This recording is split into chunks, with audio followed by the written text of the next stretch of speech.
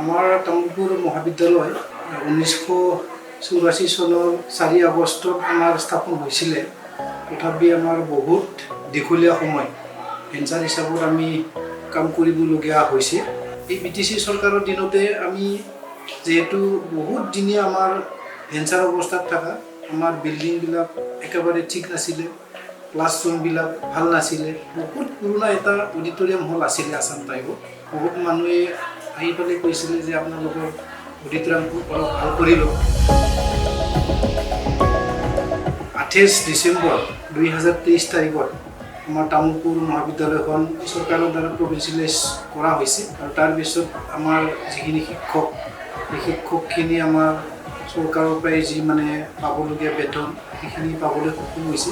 প্ৰথমতে আমি Assam type building ৰিনোভেশ্যন and মডাৰ্নাইজেশ্যন আমি পাবলৈ সক্ষম হ'ল। প্ৰতিটো ৰুমবিলাকত আমাৰ চিলিং দিয়া হৈ গ'ল, য'ত লাগে তাত টাইলছ দিয়া হৈ গ'ল। কলেজৰ মেইন গেটটো আমি বনাই আছোঁ, কমপ্লিট হোৱাৰ কাৰণে কিছু অলপ কাম বাকী আছে, সেইটো চলি আছে। কেৱল টাইলছ লগোৱা কামখিনি আমাৰ হৈ আছে। একুৱাষ্টিক যি মডেলৰ আমাৰ অডিটৰিয়ামটো বনোৱা হৈ গ'ল। এতিয়া আমি যিকোনো ধৰণৰ মিটিং কৰিব লাগিলে খুব সুস্থ পৰিৱেশত আমি মিটিং কৰিব পাৰোঁ।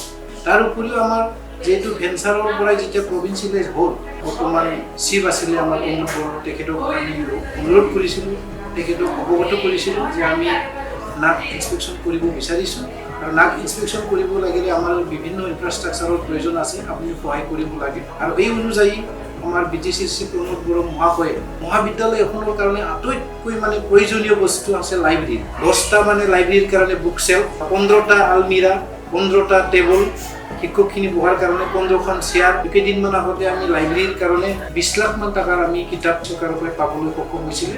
এই লাইব্ৰেৰী বিল্ডিংটো আমাৰ RCC টাইপৰ আমাৰ চেংচন হৈ গ'ল। চিফ মহোদয়ে অনুৰোধ কৰিছিলোঁ যে আমাক এটা কম্পিউটাৰৰ লেব লাগে আৰু সেই অনুযায়ী আমাৰ সন্মানীয় প্ৰমোদ বড়ো ডাঙৰীয়াই Bodoland digital লিটাৰেচি and counselling centre বুলি এটা আমাক চেণ্টাৰ দি দিছে, য'ত নেকি আমাক তাৰ ইনভাৰ্টাৰৰ পৰাই লৈ, কম্পিউটাৰৰ পৰাই লৈ, কেমেৰাৰ পৰাই লৈ, LCDৰ পৰাই লৈ তেনেকুৱাকৈ 40টা কম্পিউটাৰৰ লগত কানেক্ট কৰি পেলাই সেই এটা লেব বনাই দিয়া হৈছে।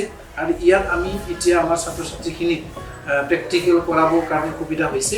তেখেতক আমি কৈছিলোঁ যে আমাৰ RCC বিল্ডিং ক্লাছৰুমবিলাক এক্সটেনশ্যন হৈ গ'ল আৰু এইবিলাক ৰুমত থোৱাৰ কাৰণে আমাক ডেস্ক বেঞ্চ কিছুমান ফাৰ্নিচাৰ লাগে।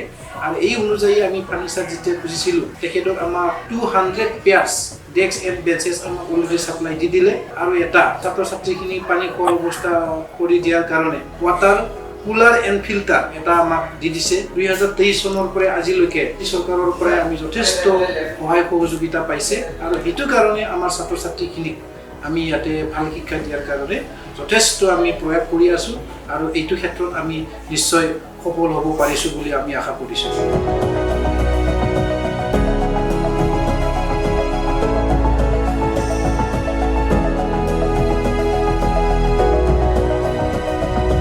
স্থায়ী শান্তিৰ বাবে ৰাইজৰ হকে ৰাইজৰ চৰকাৰ, আকৌ এবাৰ UPPL চৰকাৰ।